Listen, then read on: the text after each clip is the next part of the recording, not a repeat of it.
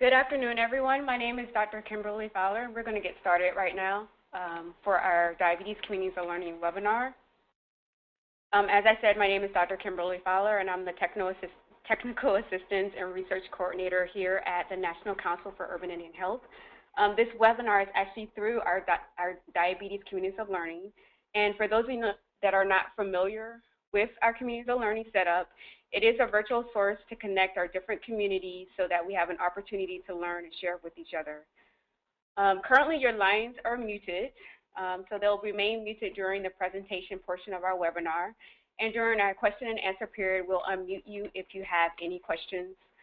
Please raise your hand and we'll unmute your microphones at that time.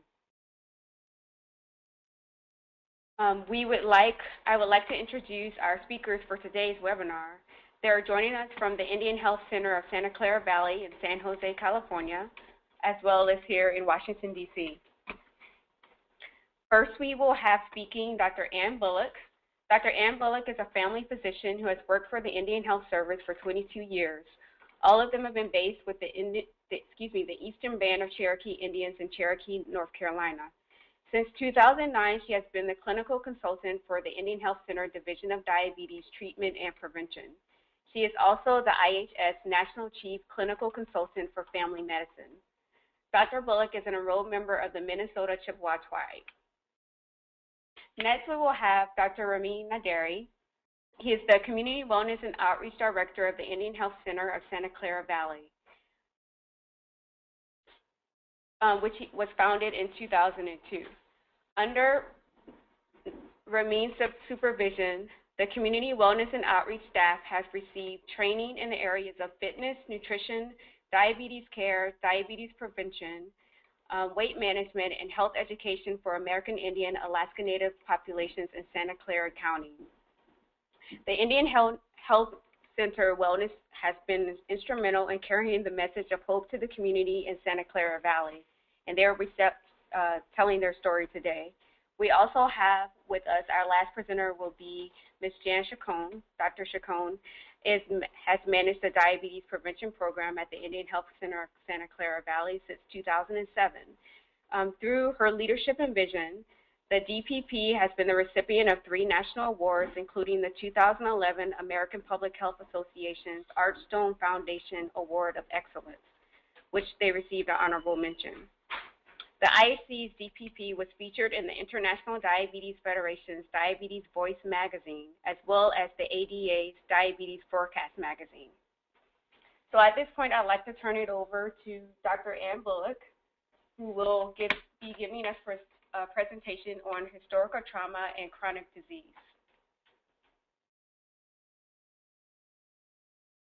Dr. Bullock, you can go ahead. Great, thanks. Thanks for unmuting me. And also, I'm very appreciative and honored by the opportunity to speak with you all today as part of this webinar. As you'll hear in a few minutes from Ramin and Jan, Santa Clara Valley is doing some wonderful things because of their, in general, but also because of their understanding of how trauma affects their patients, their community, and really we all need to understand how it affects us too, because we as providers are part of that equation as well. So in particular, they wanted me to talk about how historical trauma connects to chronic diseases like diabetes. And in the few minutes that we have here today, as you can imagine, I can only scratch the surface of this because there's actually so much to talk about in terms of what we know from science about how trauma gets transmitted. Not only how it affects us personally as the ones who may experience it directly, but then how we inadvertently end up passing it along to subsequent generations. So I want to first start out by talking about, some people have a lot of different ideas about what historical trauma is, and I'm not here to say that my definition is any better than anyone else's, but it will at least frame my discussion here for the next little bit. I think of historical trauma as being a model or a framework which explains how traumatic events affect the generation which experiences them directly, and then how the effects of those traumatic experiences are passed on to subsequent generations. And really, from a scientific standpoint, there's absolutely nothing to argue with there. That is all true. We know that trauma can affect the people who experience them, and now we're having lots more understanding from science about how that actually gets passed along. So I want to talk first about how trauma affects us. And this is an interesting study that was done a few years ago, because if we look at how childhood trauma affects us as adults, years later, long after the trauma, we have to look at people who are now old. And so a lot of studies have focused on people who lived through a very stressful time in our world, and that is World War II, actually. So this was a study that looked at kids who were born in Helsinki, Finland, between 1934 and 1944. So they were obviously alive during the time of the Second World War. What a lot of us, a little delay on this, sorry. A lot of us don't realize is that because we have the benefit of hindsight of history, but the Finnish people were actually very worried that the Nazis were going to cross the Baltic Sea, because all there was water between Germany and Finland, and invade Finland, as they did so many other countries in Europe.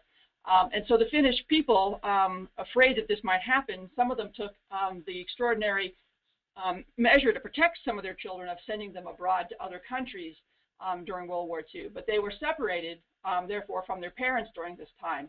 The average age at which, in this cohort of kids in this study, there were about 1,000 children. Of them, 320 of them had this unique experience of having been separated from their parents.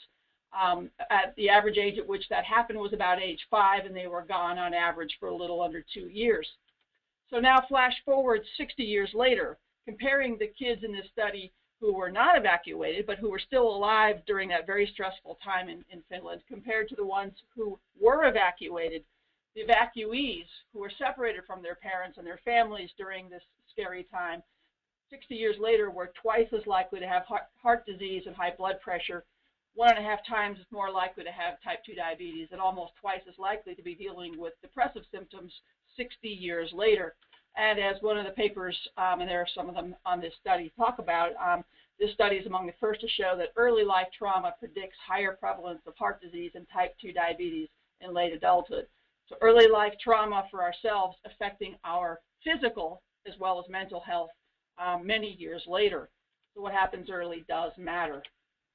So we know for our American and Alaska Native people, we know that we have rates of childhood adult stress and trauma exposures that are a lot higher in our people compared with the general population. And this has been shown to be significantly increased association with the risk of having diabetes, having had all that trauma in our lives. We know that depression rates in our people are several times higher than for the general population. It varies by the study, but in general, that's what studies are showing. We also know that the rate of depression in people who responded to the BRFIS, as it's sometimes called, the Behavioral Risk Factor Surveillance System, they asked people with diabetes who, regardless of their race, about depression symptoms, and in general, 8.3% of people with diabetes said answered yes to depression symptoms, but for our population, it was almost 28%. So 3 times the number of people with diabetes, or percentage of our people with diabetes, and our folks were saying yes to depression over the general population. So that's talking about diabetes, and we know that in people who have diabetes who are also depressed, and this is in our patients, that their A1C tests are higher. In this case, it was over a point higher, 1.2% higher in the study in Pima Indians. So stress and trauma are higher, depression is higher in our people with diabetes, and that has outcomes related to their diabetes. So this slide, the next, we could talk about for quite a long time, but I do want to, in this short period we have, at least get across the basics. This is a normal pathway that we have to respond to stress. Cortisol and adrenaline, or adrenaline's other name is epinephrine. Those are 2 of the main stress hormones that our body puts out in a response to a significant stressor which we need to deal with. Adrenaline's job is to increase our heart rate, our respiratory rate, our blood pressure, so we can get oxygen into our bodies and out to our muscles so we can run or fight or do whatever we need to do to respond to the stressor. Cortisol's job is to make sure that those muscles have energy, or blood sugar, glucose, in order to make that happen. So in a stressful situation, cortisol levels go up. And cortisol then does its job of raising glucose in 3 ways. One is it tells the liver to pour out sugar into the system, because that's what the liver is the best place that stores simple glucose that can be accessed quickly. You don't have to break down fats and all kinds of other things. You have simple glucose pouring out of the liver. and that's good for a quick supply of energy. Cortisol also tells the pancreas not to put out so much insulin, because insulin's job is to store glucose in fat cells, and this is not what we want to have happen right now while we're going to have to use that glucose in the muscles. So it tells the pancreas to reduce the amount of insulin it puts out. And it also, as it circulates through the body, says to the fat cells, look, there's still some insulin running around, so don't listen to it. Be insulin resistant. So between the adrenaline and the cortisol, we get the glucose and the oxygen that we need to respond to a stressor. Now, if we're dealing with a traumatic situation, perhaps as a child dealing with abuse, perhaps someone who's going to inflict physical abuse upon us, this same pathway happens. Those hormones both go up, even though as a child we may or may not be able to take advantage of them to be able to run or do whatever to escape from that situation. But those hormones still go up. So here's what happens later on. If this is a traumatic situation, a part of our brain called the amygdala has written down, so to speak, all of the aspects of that original trauma, that original, perhaps someone coming at us to inflict physical abuse, writes down everything it can remember about that. It writes down how we felt, what that person's voice sounded like, what their facial expressions were like, their body position as they came at us. And the whole point is to help protect us against future traumas. So later on in life, anything which reminds that amygdala, that part of our brain, that the current situation could in any way possibly be like that previous one that was so scary and so harmful, then the original body state at the time of that trauma is recreated. That very same surge of cortisol and adrenaline goes surging through our veins in order to recreate that. The hope is that we can then try and run or fight if we need to, just like we had hoped we could do with the original situation. And also programmed in that comes up immediately is the same emotion we experienced.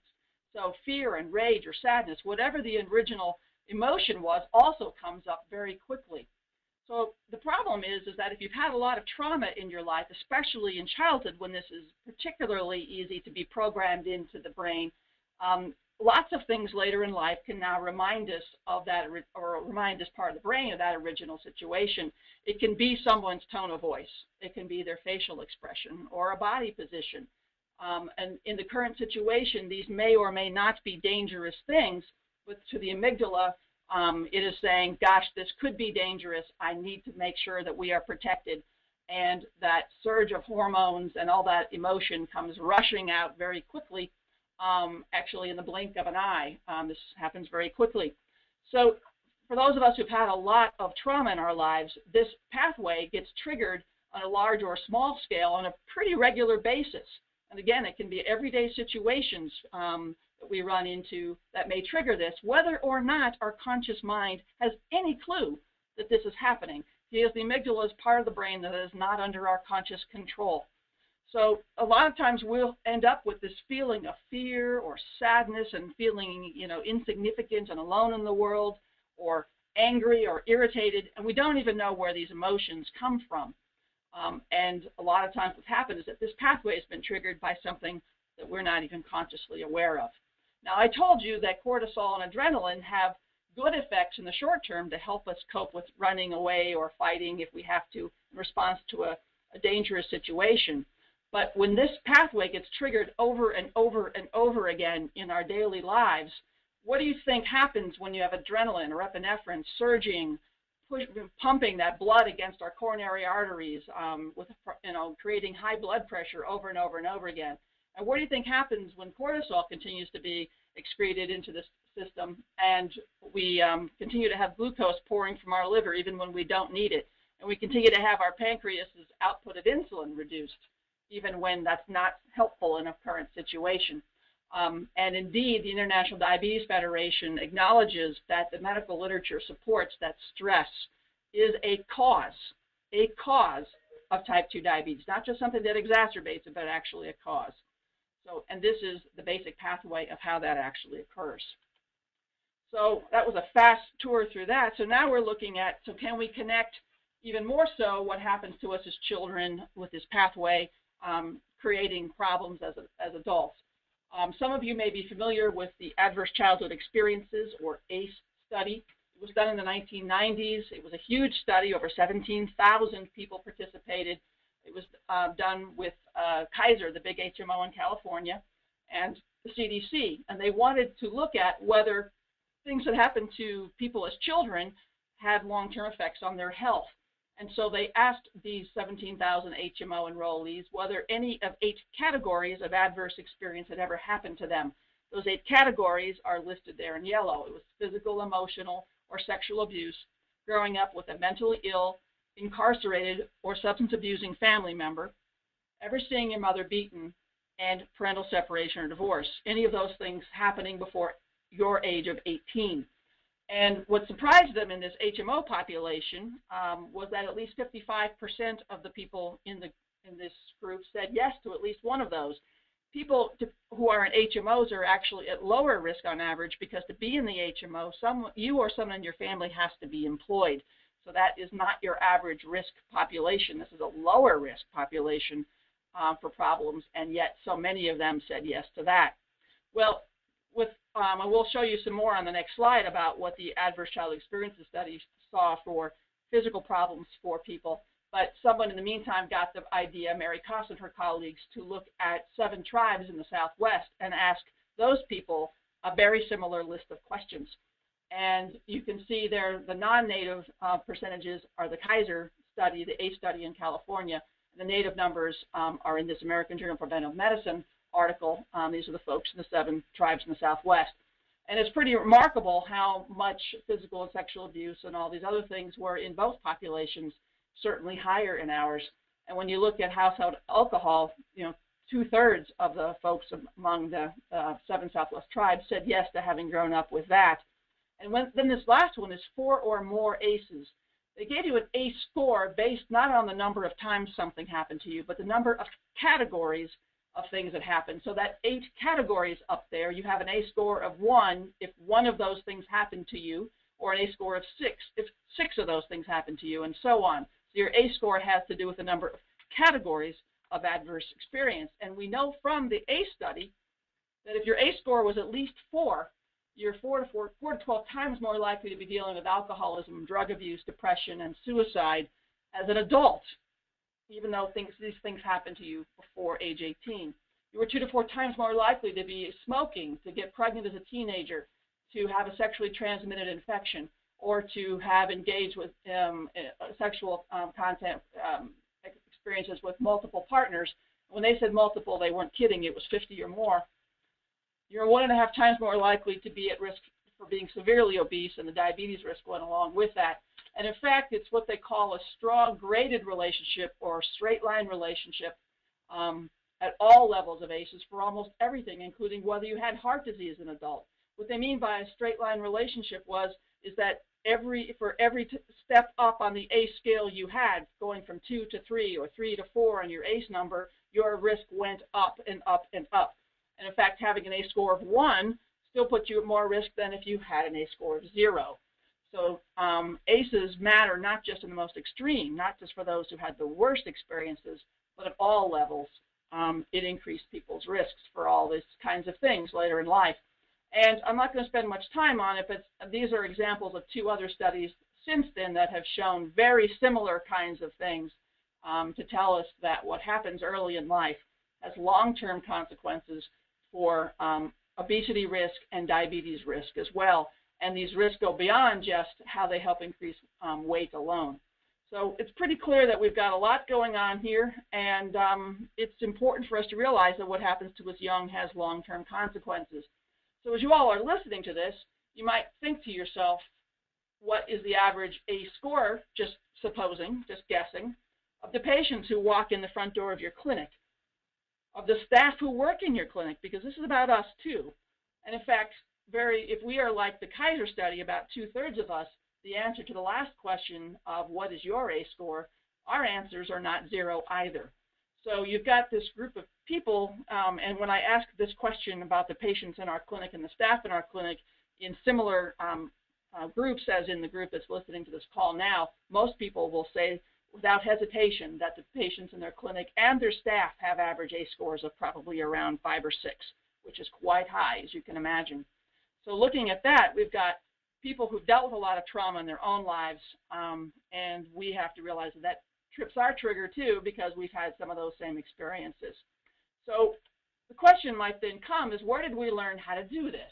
And Dr. Eduardo Duran, who's written a lot about historical trauma, he tries to answer that question because we didn't make up how to abuse our children. That's not something we thought up on our own. That's something that we learned. We learned because that's what happened to us, basically. And I'm going to read just a short quotation from a book he wrote with Bonnie Duran called In Native American Postcolonial Psychology, saying that post-traumatic stress disorder can be manifested in primary or secondary symptoms.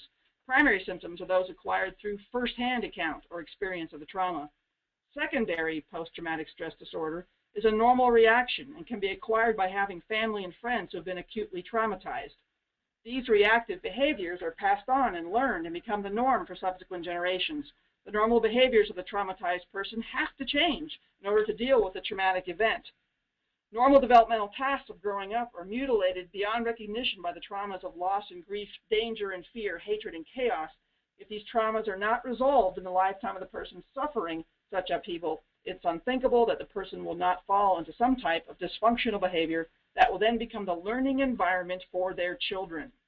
Once these children grow up with fear, rage, danger, and grief as the norm, it is little wonder that family problems of all types begin to emerge within the family system. Here we're starting to hear about how does this get passed along. So this is a quotation from The Lancet, one of the most prestigious medical journals in the world, and it's talking about boarding schools and how traumatizing those were as one example. And I won't read that quotation to you.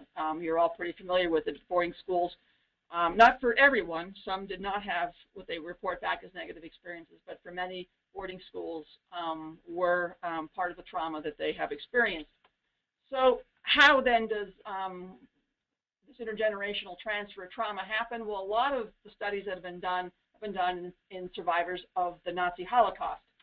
And Rachel Yehuda and her colleagues in New York City have done a number of studies on this, looking at Holocaust survivors and their children and even their grandchildren. The children and grandchildren having been born in this country, having never been in a Nazi concentration camp or even in Germany.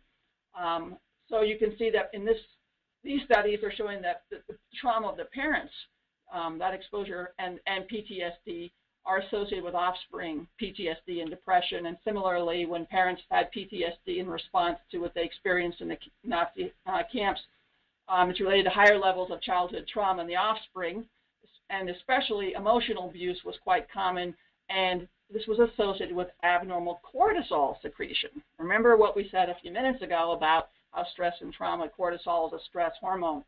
So in children of people who were traumatized in the Holocaust, not only do they have are they more likely to have PTSD and depression themselves, they also have the associated change in their physiological response, including cortisol, which affects glucose. So this is the part that we just don't begin to have time to really talk about. We talk a little about behaviors of parents being passed along as being a mechanism by which trauma is transferred from one generation to the next. That's a very key one. But then physiological programming of trauma happens in several ways, right from the earliest times of life, right from our time in the womb and the first couple of years of life. This actually gets programmed in the way our stress hormone reactions are, and in some other key ways to make it more likely that we will be reactive in our own lives. So there's definite evidence now that trauma effects are passed along intergenerationally, and these are some of the main mechanisms by which that occurs. So historical trauma then, I would say, are traumas that are often intentionally inflicted and occur at more or less the same time to a defined group of people. So we're talking about traumas that happen to groups or communities. So these traumas have effects like things that happen to individuals. But because they are affecting these groups of people, because they're so pervasive, because they affect the caregivers of young children, because they affect the elders who pass on the culture to us and who help us understand why things are as they are, because these are the people who are so affected. They also affect community and cultural infrastructures. Our tribal governments were so affected. Our medicine people were so affected. So these have huge effects on people individually and communities as a group's abilities to cope with and adapt to whatever that trauma was and the aftermath of that trauma, whether it was forced relocation or boarding schools or starvation or whatever was happening. Because this was happening to all of us, it was very difficult to have anyone who could help us make sense of this. Think of it this way: if one person gets into a bad car accident, that can be traumatizing. What happens if an entire community gets into a car accident? Who's there to pick up the pieces? Who's there to help mend the wounds and make sense of the whole thing? These traumas, because they're so pervasive, they also affect the ability of people to interpret the meaning and to psychologically incorporate the trauma. How do you deal with the fact that someone has intentionally harmed you or killed someone close to you?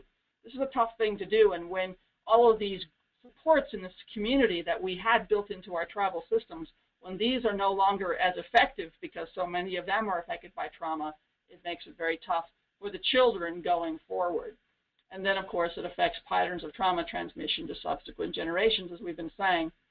So this is a long quotation, and I have it up there in case anyone wants to read it at some point. So I do want to do this quickly as one of my last slides, and because I think it kind of brings things together. How do we deal with this now? Because that's what Jen and Ramin are going to talk about in a minute. So Jackie Arpan in the Health for Native Life magazine, which our Division of Diabetes puts out, she says something that just brings it all together. And she says, we cannot heal only the physical. We must remember our spirit. We focus only on food and exercising and forget our emotions, then we become out of balance. I tell myself to listen to my spirit, but sometimes I become spiritually bankrupt. I feel alone and empty. When I don't listen to my spirit, I may feed my physical body with too much food, but it's not my physical body that needs nourishment. It's my spirit that is hungry. The death of my mother was piled high on top of other losses, failed relationships, lost children and loved ones. Like many of our Native people, I carry the burden of the injustices of boarding schools and loss of land. I think I understand my people and why we are sometimes called, quote, non-compliant. When the spirit is in pain, what does it matter if you take your medication or take a walk? Look within and see where you are with grief. Reach out to someone and let the healing begin. I think Ms. Arpan here brings together so much of what we see every day in our clinics, whether it's in a reservation or an urban clinic, because this is the practical reality of what is happening in so many people's lives. Trauma happens collectively, but of course it always comes down to the individual and how they have to go on and deal with so many hard things in their lives. But it is time for that healing to begin. So I want to just finish by letting you know that if any of you are interested in learning more about historical trauma, by coincidence, right now, the IHS Telebehavioral Health webinar series is doing a twice-monthly webinar by Dr. Maria Yellowhorse Braveheart, who is one of the founding people of the concept of historical trauma and dealing with it. She deals more with the emotional and psychological because her doctorate is in social work, so she deals with those aspects of behavior and trauma quite a bit. And in fact, at the top of the hour is the very next one by coincidence. But it will be 2 Fridays, second and fourth Fridays each month at 1 o'clock Mountain Time going through June. So even if you can't join today's webinar, try and get on some in the future. The way to connect to that is on our diabetes webpage, and I give you the website there. We actually have are highlighting this web series, and you can click on a link right there on the bottom right corner of our homepage, and you can click right into where you can the link to the webinar when it's 1 o'clock Mountain on that Friday. Or you can contact the person who's coordinating the sessions, Miss Elena George, and I'll give you her email and phone number. So for those of you interested, there is right now coming up at the top of this coming hour, the very next one of these in the series. So with that, I want to thank you all for the honor of being here and being part of this conversation. And while it's been my part of this to talk to you about the hard issues, Jen and Ramin are going to say, okay, now what do we do with this? Now that we know that we have patients with trauma issues as well as we ourselves have our own, how can we help with the healing, and how does that affect how we provide services if we understand that and we have compassion for our patients and for ourselves? So thanks very much, and I'll turn it over to Jen Ramin.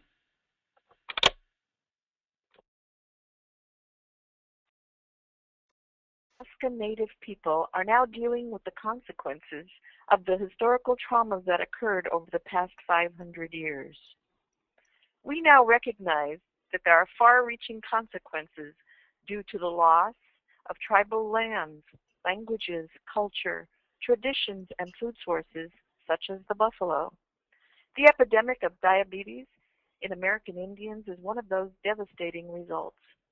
Through training by the Indian Health Service, we've also learned that Native people cannot be healed by Western medicine models alone. Historical traumas must be considered in order to help our people find their way back to health. The federal government began sending American Indians to off-reservation boarding schools in the 1870s, and this continued until the 1950s. The government operated as many as 100 boarding schools for American Indians. Children were often taken forcibly by armed police. An Army officer, Richard Pratt, founded the first of these schools. He based it on education programs he had developed in an Indian prison. American Indians were removed from their traditional lands and put on lands that did not support agriculture or their traditional foods. It has been estimated that there were once as many as 10 to 70 million buffalo, but by the mid-1880s, they were reduced to just a few hundred due to greed and uncontrolled hunting. Train companies offered tourists the chance to shoot buffalo from the windows of their coaches. Diabetes did not exist in the native population until the 1950s. Modern lifestyles brought changes in nutrition, such as fast foods. High rates of poverty and unemployment limited access to sources of healthy food and promoted reliance on commodity food programs. Junk food has become commonplace in native lifestyles. What do you think is causing all the illness in the native community? A little over 100 years now, our diet really changed, and there's talk about our diet, the way that, because we are used to like eating a buffalo and everything's all boiled. In hundreds where flour was introduced and lard, and that's when they developed that they made that fry bread, and like a lot of kids on the reservations, they call it we love that fry bread, but now they call it prison food. A long time ago, our people used to travel a lot. They used to walk. So when you walk long distance, then it kicks in, this. But First Nations people, when we don't do that no more, we don't walk long distance. So ice cream is the worst and pop is the worst to where you get to trap. That's what they say. Arva, what have people lost in the past few centuries that's causing the illness now? What can be brought back to the people to help them heal? I would say like a mindset, because you get up in the morning and you smudge yourself and you say a prayer, and today's a good day, that I'll be healthy. And then Indian Health Center's Wellness Center was born in 2002 as a result of a need in the community to provide access to physical activity, health education, recreation, a gathering place for social events and support. The continuum of care has changed and now needs a bridge to transition the patient from the clinic to the community. The Wellness Center model serves as a bridge to accomplish this. Indian Health Center's diabetes prevention program is modeled after the National Institute of Health and the National Institute of Diabetes, Digestive, and Kidney Diseases study published in 2002. This study was translated by Indian Health Service and modified for a community setting.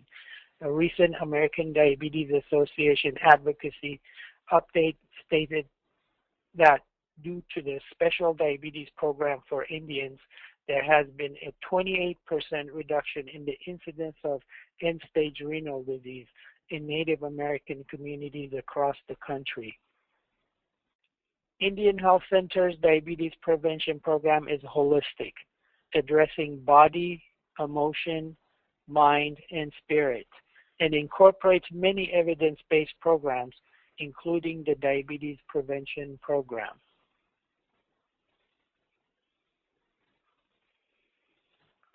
Indian Health Center's diabetes prevention program is holistic and made up of many components, including a 17-week intensive curriculum. Relocation changed the face of cities as well as American Indian culture. American Indians who returned to their reservation often found they did not fit in with those who stayed behind. Compared to the national sample of the SDPI, Indian Health Center participants are more likely to have a higher unemployment rate, 42% compared to 19%, making less than $15,000 annually, 44% compared to 21%, have higher rates of co-occurring illnesses, including high blood pressure, depression, arthritis, and back pain, having higher rate of negative emotional experience, distress, post-traumatic stress, anger, especially with older males, and have lower tribal ethnic identity. Building a foundation for trauma-informed care. To incorporate historical trauma care into the Wellness Center programs, a foundation must begin to form by acknowledging that historical trauma exists, creating a cultural, safe, and calm environment, working with each person as an individual, offering choices instead of judgment or stereotypes, making the relationship with the patients the primary goal, not just meeting a particular requirement. Remember, this work will change future generations. Another important concept is how we view participants. The old model, stereotypical parental. The old model portrays participant as being lazy, needing reminders, needing to be coaxed, educated, or threatened to follow program and advice. New model is relationships and partnering. The new model considers participants as past and current circumstances and acknowledges that the participants are doing the best that they can. Non-judgmental support should be provided based on motivational interviewing concepts. Voice of the community. Historical traumas have removed power from Native communities. It is very important to listen to the community in order to empower them. In 2004, a number of community members in Santa Clara County rose up to make a stand against diabetes by applying for the Indian Health Service Diabetes Prevention Program grant.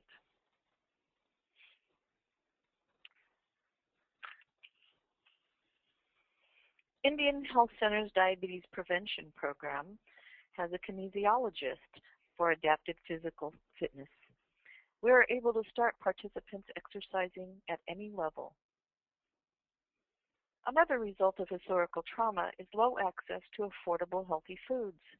In 2011, DPP collaborated with several organizations to implement a VeggieRx program where vouchers were redeemed at local farmers markets as well as our own farmers market. Results indicated that over half of the participants reported that their weight decreased during the months they were involved in the program, and those that redeemed at least 70% of their checks averaged a 7.3 decrease in their BMI. Every DPP participant has an individual appointment with a registered dietitian, certified diabetes educator, to develop a food plan and discuss personal food challenges. New, good quality walking shoes are given at the beginning of each cohort. Gift giving is important in the Native community and a way of honoring our participants for taking their first steps toward health. This is one way of showing that we care.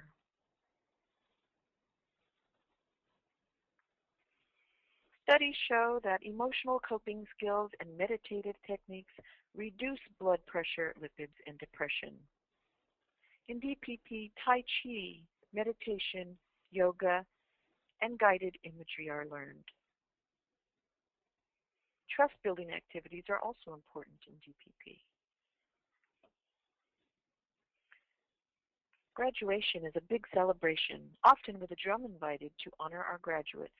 Food, raffle prizes, and gifts such as a George Foreman grill, gift certificates, or a slow cooker are awarded.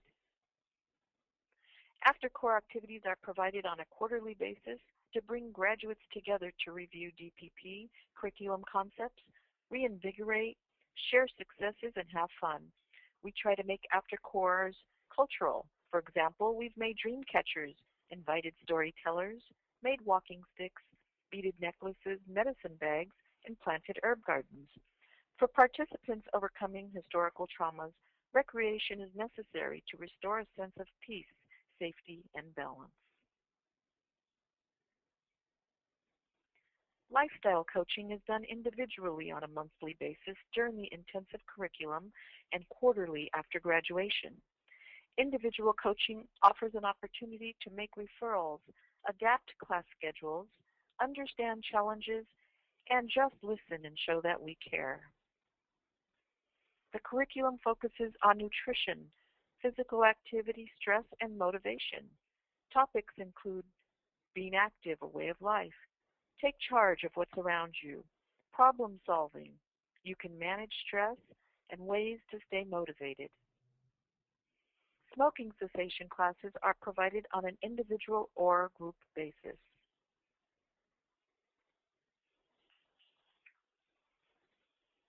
Elders such as our chief Looking Horse tell us that people have lost their spirit and need to restore it. One way to help restore spirit is to participate in ceremonies.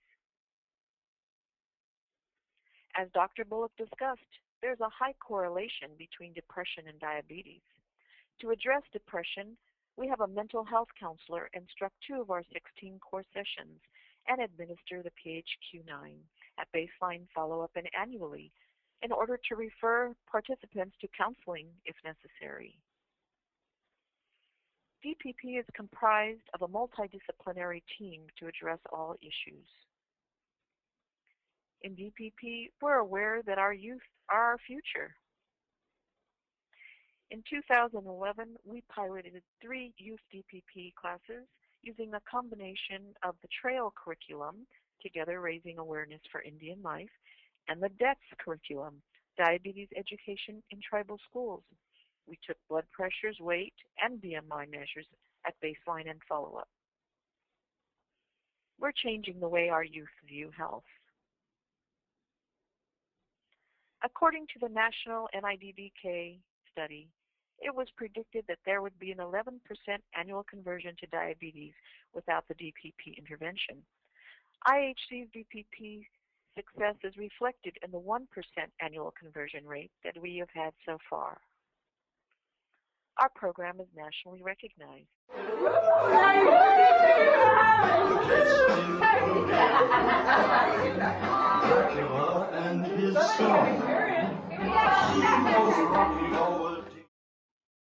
I would like to thank the American Indian community of Santa Clara County, Dr. Ann Bullock, Dr. Jamie Barges, Dr. Kimberly Fowler, Liz Hunt, and Beverly Calderon for their help in this presentation. Thank you.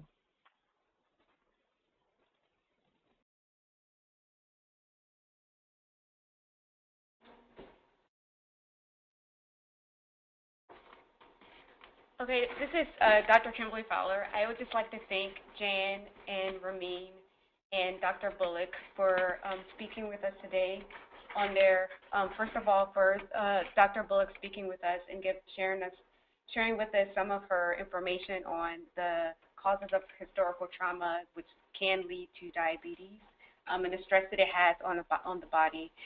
Jan and Ramin, I thank you for sharing with us about your DPP program and how you've actually been looking at some of the holistic ways that you have been using to address historical trauma in your diabetes prevention program. At this time, I would like to open up the lines for anyone that may have questions for any of our panelists today. If you can raise your hand on your control panel, we'll be happy to open up your mics. You can do that now.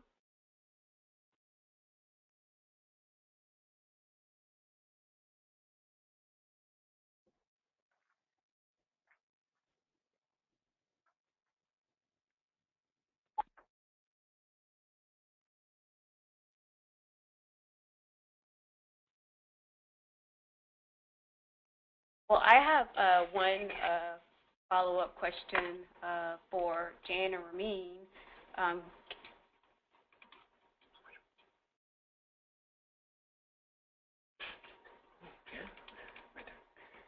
Jan, can you hear me? Yeah. Okay. I just had a question about if you have done any long-term follow-up with any of your DPP patients. I know you mentioned that there were some core activities that you were doing for them to get back together and kind of interact with each other, but have you done any looking at maybe some of the physical changes that they had during the DPP, if those were still in effect after, say, 6 months or a year? With the special diabetes program for Indians, we do follow up every 6 months, and so we have data actually spanning back to 2005. And that is where we get the data showing that we have a 1% conversion rate annually to diabetes as opposed to the 11%. So we do follow up with all of our data and measures. We have not had an opportunity to actually analyze further than that, and that's something that we're working on at this point to really find out a little bit more information about that long-term data. Okay, thank you. Are there any other questions that those on the line may have?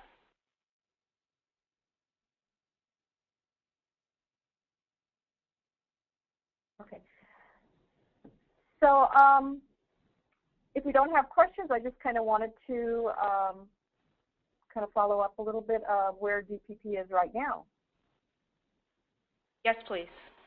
Okay. So moving forward to address historical trauma in DPP, we've developed now a community advisory board, a scientific advisory board, and a spiritual advisory board.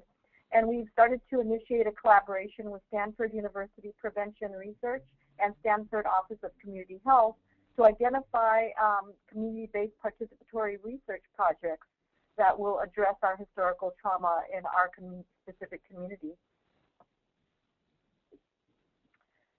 We've applied for several research grants to enhance the DPP by addressing some of the things we've identified so far, which are mental health components. So we'd like to enhance our program by including talking circles and one-on-one mental health counseling, digital storytelling, photo voice, and then increased training for motivational interviewing techniques for our staff members. So these are some of the things that we're looking at now to add to our program and further address the historical trauma. And then we have been very successful, and because of our success, we've actually, our success in establishing a culture of understanding and sensitivity around historical trauma, we've built a pretty strong foundation to transfer our strategies to other ethnic groups, and we've had similar outcomes. So these successes have enabled us to implement our DPP with non-complicated type 2 diabetics, which is really very exciting for us. And the results so far indicate that that many the non-complicated type 2 diabetics were able to reverse their glycemic levels to a non-diabetic range. So our goal is to enhance our DPP with all the strategies that I mentioned for historical trauma, and actually take that further and use those strategies to work with non-complicated diabetics also in our community.